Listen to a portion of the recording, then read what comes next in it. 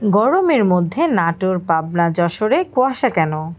দেশ জুড়ে চলা তাপপ্রবাহের মধ্যে কুয়াশার চাদরে ঢেকেছে নাটোর, পাবনার বিভিন্ন উপজেলা ও যশোরের চৌগাছার প্রকৃতি।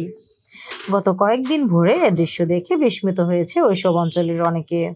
তবে কুয়াশা দেখে আতঙ্ক বা বিস্ময়ের কিছু নেই বলে জানিয়েছেন সংশ্লিষ্ট আবহাওয়া অধিদপ্তরের কর্মকর্তারা। নাটোরের চলনবিল পাবনা শহরের শালগাছিয়া এলাকার বাসিন্দা মুক্তার হোসেন বলেন, ভোরে নামাজ পড়ে রাস্তায় একটু হাঁটছিলাম, হঠাৎ দেখি কুয়াশা। দেখে তো মনে হয়েছে ঠান্ডার সময় যেভাবে কুয়াশা পড়ে ঠিক তেমনই। দিনের বেলায় গরম, আবার ভোরবেলায় কুয়াশা। বিষয়টি নিয়ে আমি চিন্তায় পড়ে যাই। হঠাৎ কুয়াশা দেখে আতঙ্কিত হয়ে যান শহরের সর্দারপাড়া এলাকার মানিক তালুকদার। তিনি বলেন, এই জীবনে আর কত কি দেখব।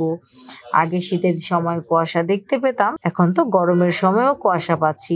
পরিবেশের যে কি হচ্ছে তা বুঝতে পারছি না।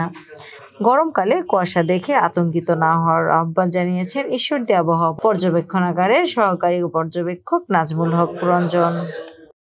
তিনি বলেন, ভোরের দিকে সূর্যের আলো পড়ার সঙ্গে সঙ্গে বাতাসে থাকা ওই অতিরিক্ত জলীয় বাষ্প কুয়াশার মতো করে ভাসতে থাকে, যা দেখে নিচু মেঘের মতো মনে হয়েছে।